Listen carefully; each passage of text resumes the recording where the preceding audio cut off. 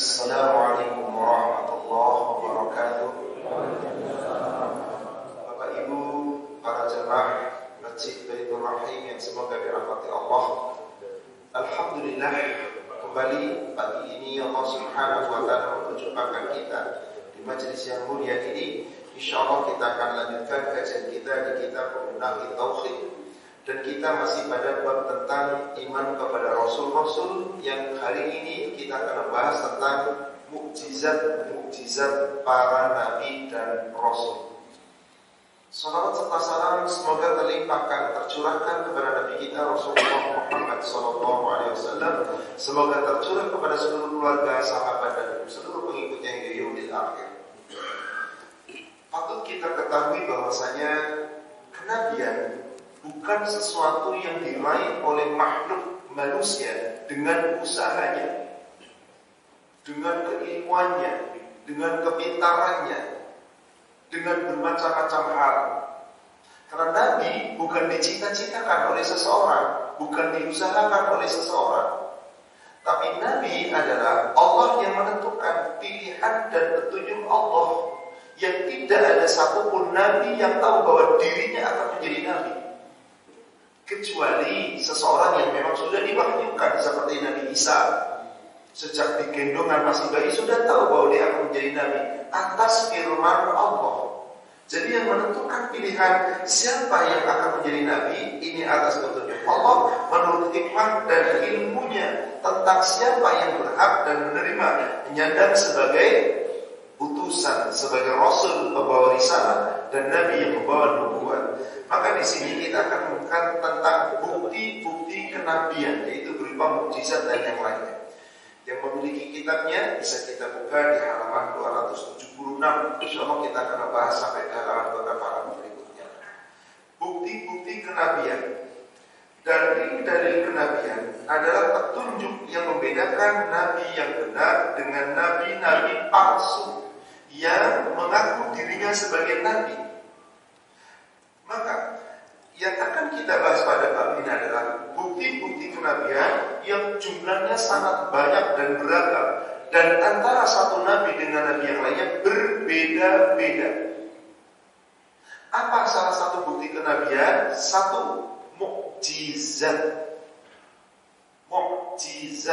Mukjizat kata dasar dari isim fa'il, yaitu al-adzu. Apa itu makna al-adzu? Lemah.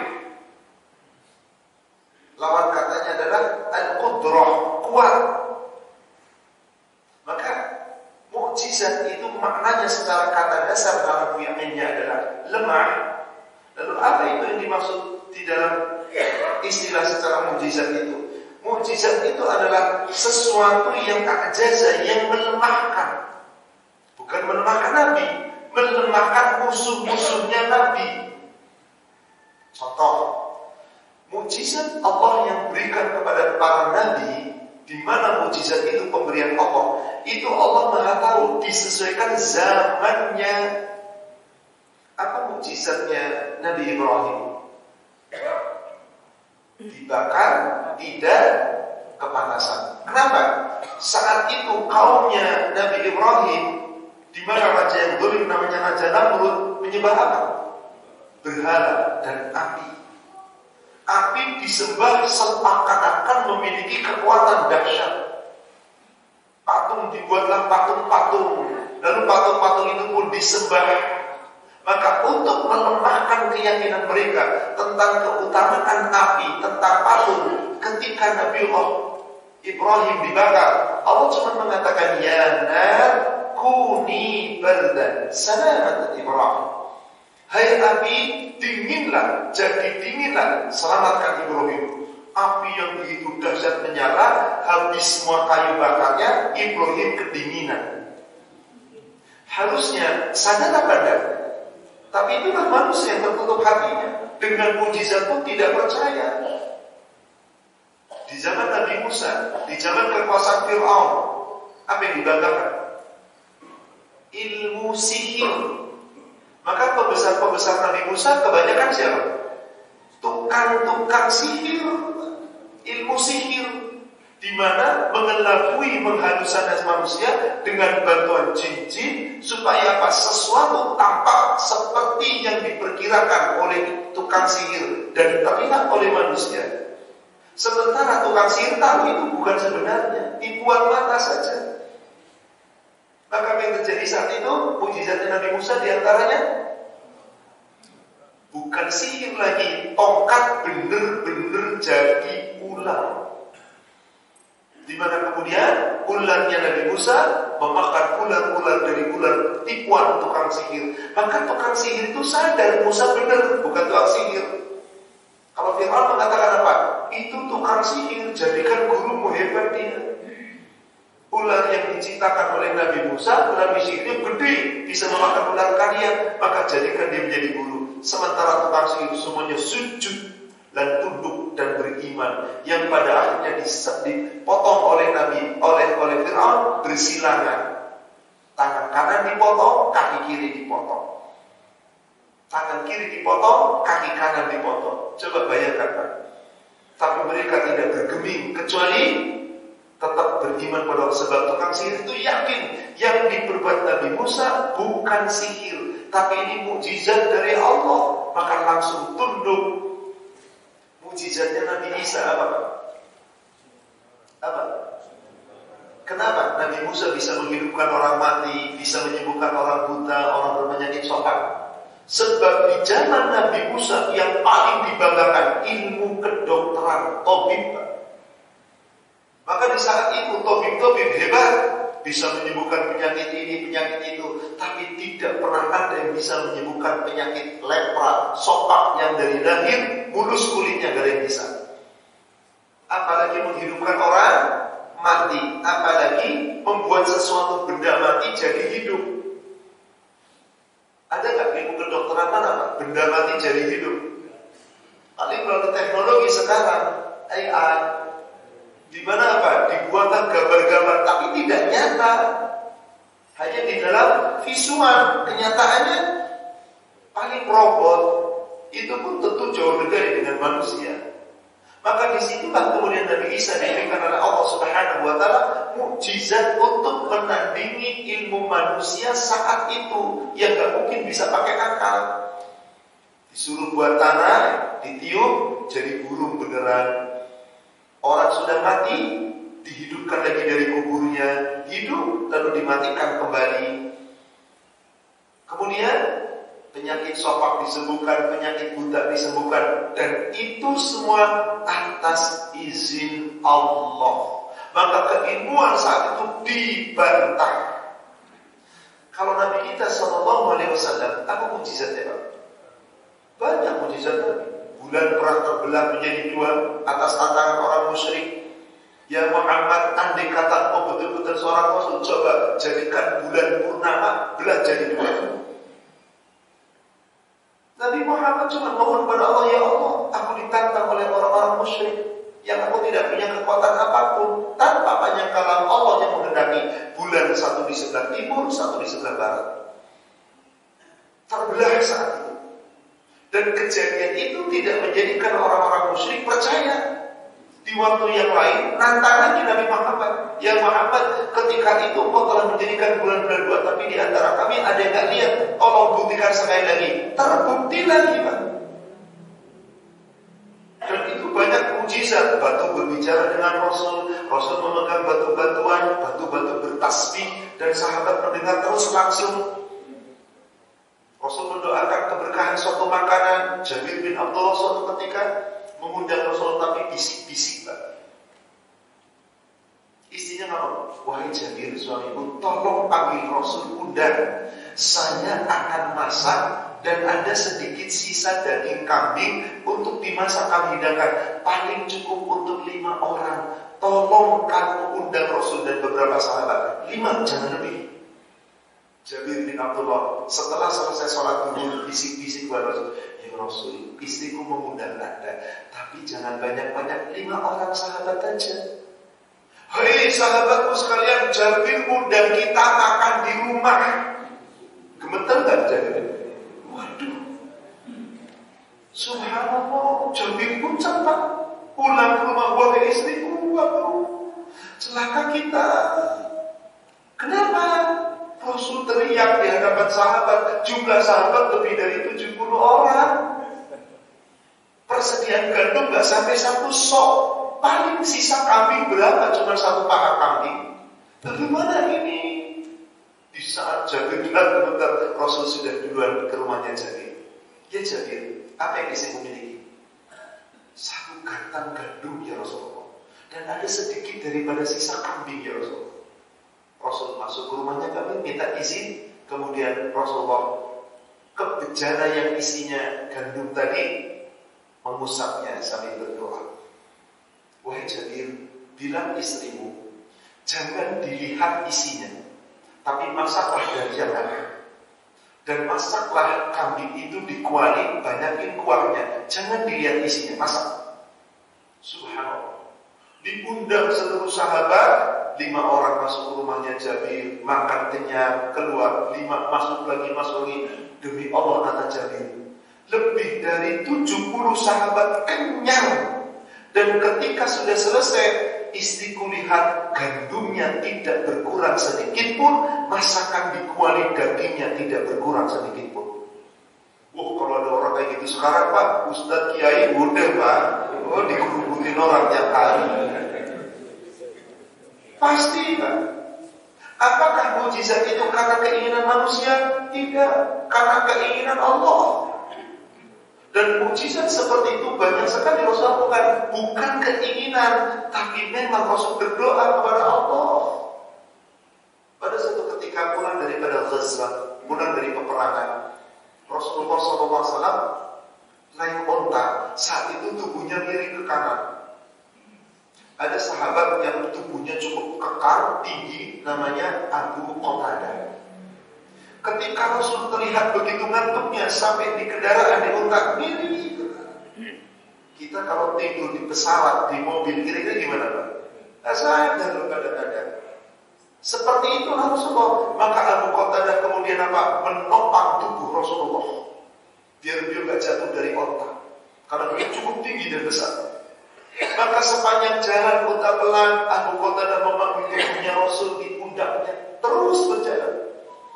Sampai sepertiga malam hampir berakhir, Rasul terbangun. Siapa ini? Saya Rasulullah Abu Qatadah. Sejak kapan kau membangun tubuhku seperti ini? Sejak tadi malam ya Rasulullah, kau begitu lelah berhati. Didoakanlah Abu Qatadah dan Rasulullah keberkahan. Subhanallah, semoga Allah berikan keberkahan untuk engkau hai Abu Qatadah yang menopang tubuh Rasulnya. Akhirnya apa? Rasul karena sakit lelahnya ngomong kepada para sahabat, kita turun, kita istirahat. Umar bin Khattab protes. Ya Rasulullah, sebentar lagi masuk waktu subuh. Alangkah baiknya teruskan perjalanan kita, supaya apa? Nanti pas subuh kita sholat, berhenti istirahat setelah itu. Tidak ya Umar, aku begitu ngantuk. Maka Rasul tetap turun dari untanya, kemudian beliau merebahkan tubuhnya sambil berpesan kepada 2 sahabat, Abu Qatadah dan Bilal bin Rabah. Wahai Bilal, wahai Abu Qatadah, tolong jaga waktu sholat subuh. Maksudnya, nanti kalau datang waktu sholat subuh, tolong bangunkan aku, kita sholat subuh berjamaah. Rasul tidur, Umar yang protes, duduk di sebelahnya, tidur juga. Abu Bakar tidur, semua sahabat tidur. Kata Abu Qatadah, demi Allah, tiba-tiba kantuk menyertaiku, aku pun tertidur. Maka semua sahabat ketika itu tidur. Yang pertama bangun Rasulullah ketika matahari sudah terbit. Pak, Bapak atasan Pak, Jenderal bintang 1 Pak, belum bintang 40. Punya ajudan, tolong ya nanti jam 4 bangunin saya, ada tugas penting. Ajudannya ketiduran, dia main. Ya, gak tahu lah. Kalau cuma dipecat resikonya, mungkin disuruh push up, langsung lari keliling. Kamu tuh yang ditugaskan. Apa Rasul marah Pak? Tidak sama sekali. Rasul bangunkan sahabat, bangun. Abu Qatadah saat itu merasa bersalah, Bilal merasa bersalah. Subhanallah, apa tebusan kita ini? Disuruh jaga waktu sholat kita tidur. Maka Rasul bangunkan semuanya setelah itu. Mari kita teruskan perjalanan. Umar bin Khattab tanya lagi, ya Rasulullah, ada yang mengatakan kalau kita ketinggalan waktu sholat, segera qadha di saat ingat. Kita ingat sekarang bangun, kenapa tidak sholat? Ya Umar, matahari terang terbit. Sedangkan Allah mengharamkan kita sholat saat matahari terbit sampai sempurna. Maka kemudian dilanjutkan perjalanan sampai di sebuah Allah yang tidak banyak airnya. Rasul berpesan, siapa yang sampai kepada mata air tadi, tolong jangan mendekat, biarkan aku yang akan lebih dulu datang. Tiba-tiba ada sahabat yang boleh jadi tidak mendengar apa yang dikatakan Rasul, sudah ada di aktor itu, di mata air yang kecil. Kata Rasul, demi Allah, andai kata tidak ada di antara kalian yang mendahului aku, sebagaimana perintahku, tempat ini bisa menjadi sebuah danau yang cukup besar. Akhirnya Pak, hanya seperti sumur saja yang kecil. Rasul perintahkan untuk apa? Mengambil sebagian kecil dari sumber mata air itu, terkumpulan satu kilban, tempat air yang terbuat dari kulit yang disamak lalu dijahit jadi tempat air kilban. Apa yang terjadi? Rasul berwudu dengan sempurna, singkat tapi sempurna. Sahabat berwudu lalu pesan kepada Abu Qatadah, ya Abu Qatadah, air yang ada kilban di kilban ini simpan baik-baik, insya Allah ada manfaatnya. Singkatnya, setelah matahari terbit sempurna, Bilal bin Rabah disuruh adzan. Setelah itu, apa yang dilakukan Rasul Bapak Ibu? Beliau tetap sholat qobliyah subuh. Kenapa? Ummul Mukminin Aisyah menyatakan dalam hadis riwayat Imam Muslim, lam yakunin Nabi sallallahu alaihi wasallam ashadda ta'abudan min nawafil. Tidaklah Nabi SAW begitu menjaga dari salah satu sholat sunnah dibandingkan sholat sunnah itu, yaitu qobliyah subuh. Kenapa tidak pernah ditinggalkan? Raka'atai fajri khairun minad dunya wa ma fiha. 2 rakaat fajar lebih baik dari dunia dan seisinya. Ada yang memahami kalau lebih baik dunia dan seisinya berarti orang yang selalu qobliyah subuh kaya dong. Saya nggak pernah ketinggalan qobliyah subuh, miskin terus hidup saya. Anda bagiannya dunia sih. Bukan berarti dapat dunia, tidak, lebih baik dari dunia dan seisinya. Kenapa? Karena dunia dan seisinya tidak bisa membawa kita menuju ampunan Allah, apalagi surganya Allah. Sementara qobliyah subuh, siapa yang mendawamkan itu dijamin oleh Allah ampunan dan surga.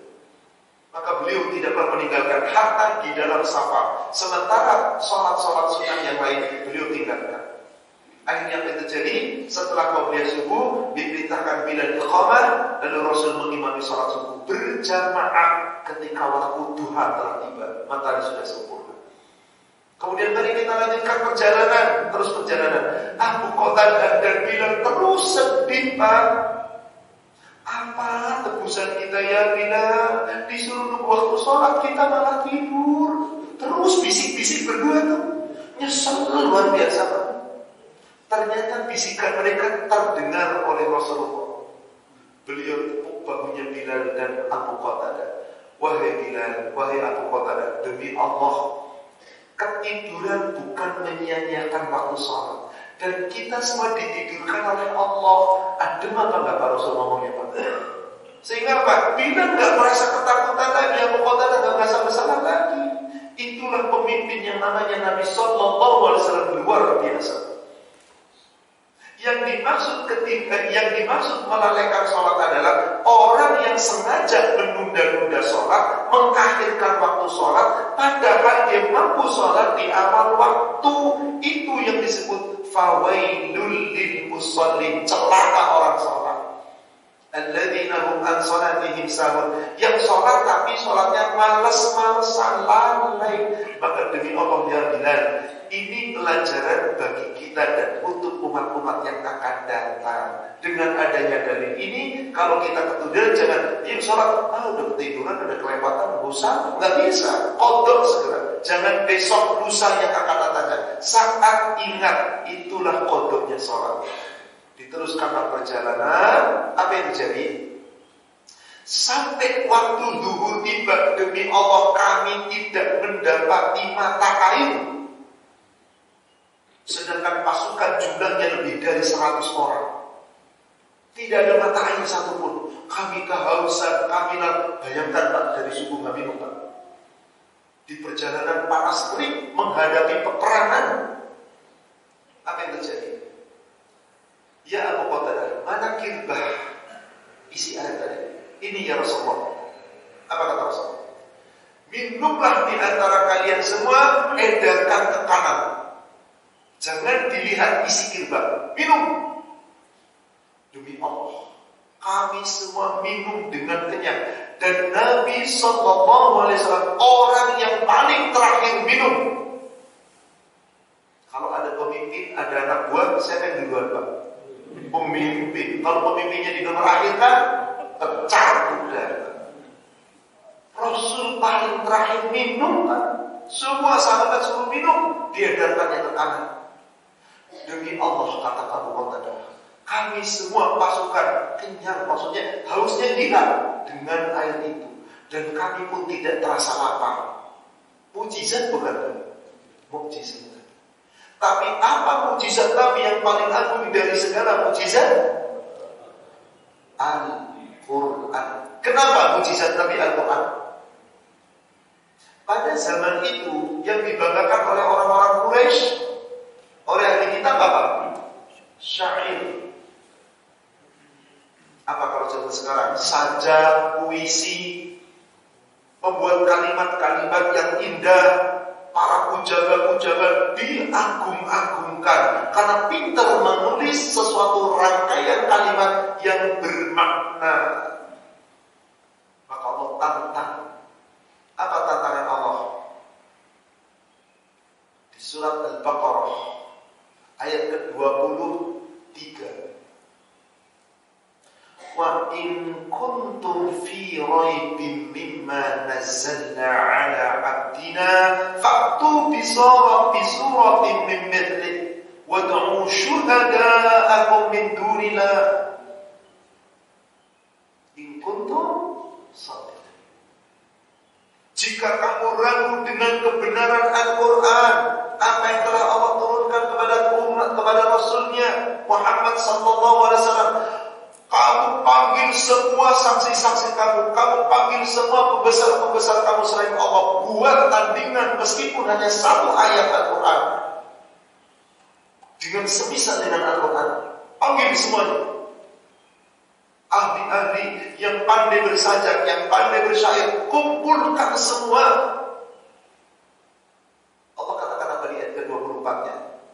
Fa in lam taf'alu wa lam taf'alu fattaqun nar lati waquduha an-nas wal hijarah uiddat lil kafirin.